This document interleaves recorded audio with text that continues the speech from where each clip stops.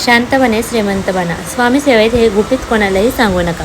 नमस्कार स्वामी भक्तांनो, तुम्ही कधी लक्ष दिले का? काही लोक खूप गाजावाजा करतात, खूप बोलतात, मोठे मोठे प्लॅन सगळ्यांना सांगतात, पण त्यांच्या आयुष्यात पैसा टिकत नाही.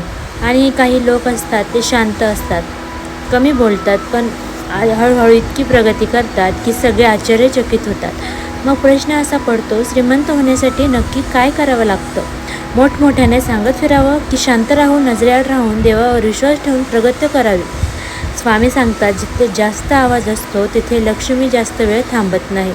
म्हणून आजच्या या व्हिडिओमध्ये मी तुम्हाला सांगणार आहे शांतपणे श्रीमंत बनण्याचं एक गुपित, जे खूप कमी लोकांना माहीत आहे.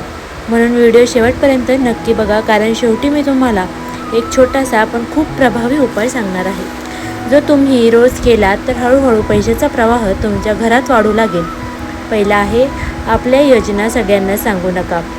आपल्यापैकी खूप जणांची एक सवय असते, काहीतरी नवीन सुरू करायचं असेल, पैसा साठवायचा असेल, व्यवसाय करायचा असेल आणि घ्यायचा असेल तर आपण आधी सगळ्यांना सांगतो, मी हे करणार, मी इतके पैसे जमवणार, मी नवीन काम सुरू करणार. पण स्वामी सांगतात, प्रत्येक स्वप्नाला नजरेचा स्पर्श लागतो. तुमची प्रगती, तुमची कमाई, तुमची प्लॅन हे शांतपणे आणि मनात ठेवून पूर्ण करा.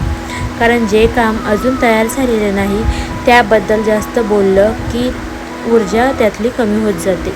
लक्षात ठेवा, तुमची कमाई सगळ्यांना सांगू नका, तुमचं सेविंग्स दाखवू नका, प्रत्येक प्लॅनची घोषणा करू नका. शांतपणे काम करा, परिणाम स्वतः बोलतील. कमी बोला, जास्त करा. आजकाल लोकांना दाखवणं जास्त आवडतं, पण खरी प्रगती दाखवून नाही कोणी करू शकत. काही लोक रोज म्हणतात, मी हे करणार, ते करणार, पण वर्षानुवर्ष काहीच बदलत नाही. आणि काही लोक शांत असतात, कमी बोलतात, पण थोडं थोडं काम करत राहतात आणि एक दिवस अचानक त्यांचं आयुष्य बदललेलं दिसतं. श्रीमंत ही एका दिवसात येत नाही, ती शांत सवयींनी, सातत्याने, शिस्तीने येते. म्हणून आजपासून 3 गोष्टी नक्की करा. पहिली गोष्ट आहे, रोज काहीतरी नवीन करायला शिका. थोडे पैसे वाचवा. जे ठरवले ते कोणालाही न सांगता पूर्ण करा. हे खरं शांत श्रीमंत बनण्याचं सूत्र आहे. तिसरं आहे, पैशाचे आदर करा. लक्ष्मी तिथेच येते तिचा आदर केला जातो. काही लोकांच्या हातात पैसा आला की लगेच उधळपट्टी सुरू होते. काही लोक पैसे हातात आले की त्याची किंमत समजून घेतात.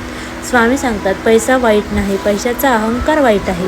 म्हणून पैसा आला की त्याचा आदर करायला शिका, त्याची कदर करा, त्याचा योग्य उपयोग करायला शिका. लहान सवयी ज्या श्रीमंतकडे नेतात. नोटा चुरगळून ठेवू नका, पर्स स्वच्छ ठेवा, पैशाला पाय लागून देऊ नका.